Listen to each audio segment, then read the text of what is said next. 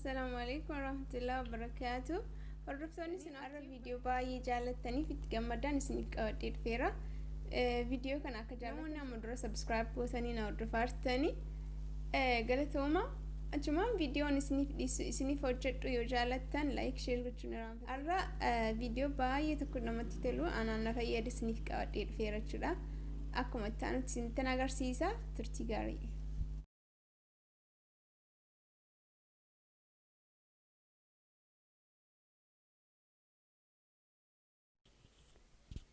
Akkuma ilaaltanii killeedha kan barbaachisu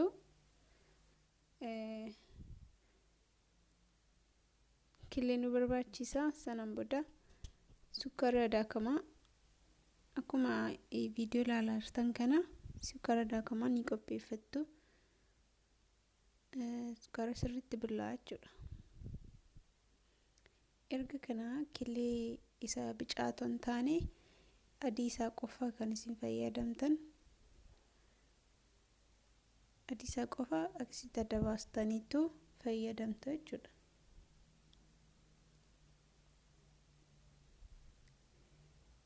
Egaa akkuma beekamu killeen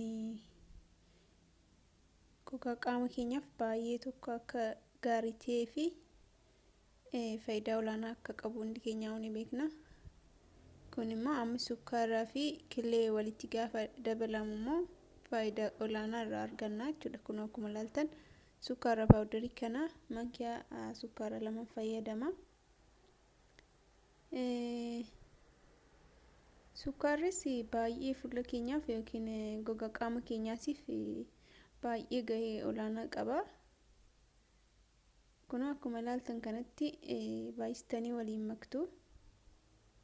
Akkuma naan ilaalaa jirtan kana sirriitti waliin maktanii ergasii booddeedha kan fayyadamtan. Mala sukkaarri fuula keenyaaf baay'ee gahee qaba. Yeroo malee akka walitti hin shabashabamne fi fuula keenya akka nu lallaafisa baay'ee tokko fuula namaaf lallaafisa.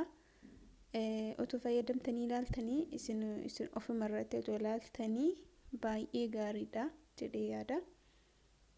Kanaaf fuulli keessan baay'ee tokko jijjiirama qaba. Anamma yeroon fayyadame ofirratti jijjiirama guddaa tokkon arge. Kunoo kana fakkaata kalariin isaa akkas fakkaata jechuudha. Ni furdata.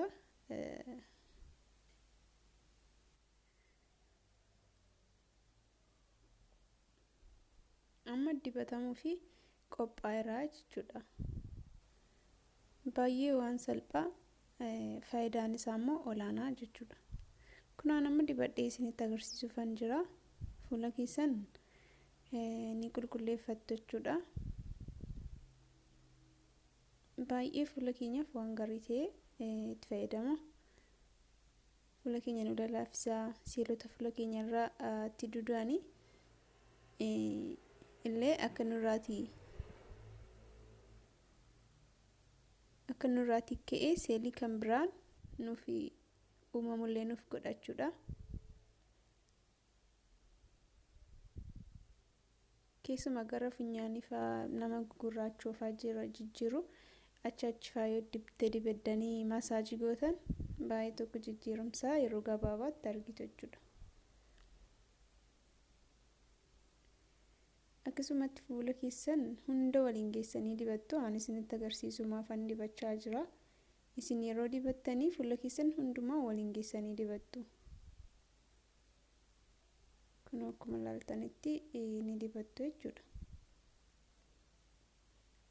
Sukkaarri mana abbaa fedhee keessaayyuu waan dhibu miti. Killeen isaa akkasuma. Kanaaf waan mana keenyatti argamu keessaa irraa salphaamatti qulqullina keenya eeggachuu ni dandeenya. Kanaaf akka itti fayyadamtanii isin jedha. Haaluma ilaaltan kanaan dibattu kunoo.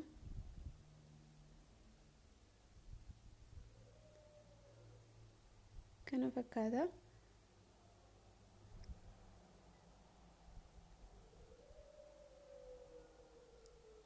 Akkuma isiniin jedhe fuula keessan hunda isaa waliin geessaniitu kan dibattanii bakka rakkina qaban fuula keenyarra ni dibattu jechuudha. Ergasii daqiiqaa haga ta'e turtanii sanan booda masaajii gootan fuula keessanii irratti suutettanii masaajii gootan. Akkuma naan ilaaltanidha jechuudha.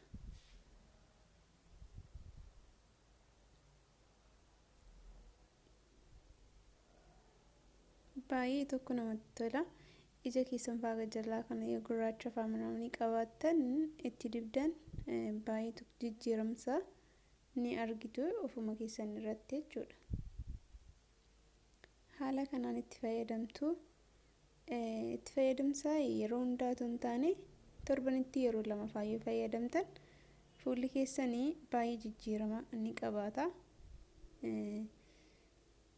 Waan ofirratti argidha malee callee miti kanaasaa hojjiru.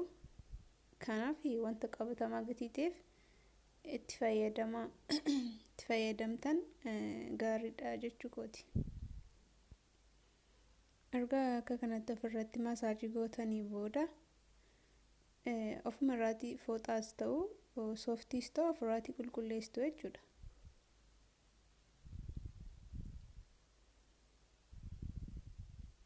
Kanatti ofirraa erga qulqulleessitan bakka fuulli keessan ismuuzii ta'a.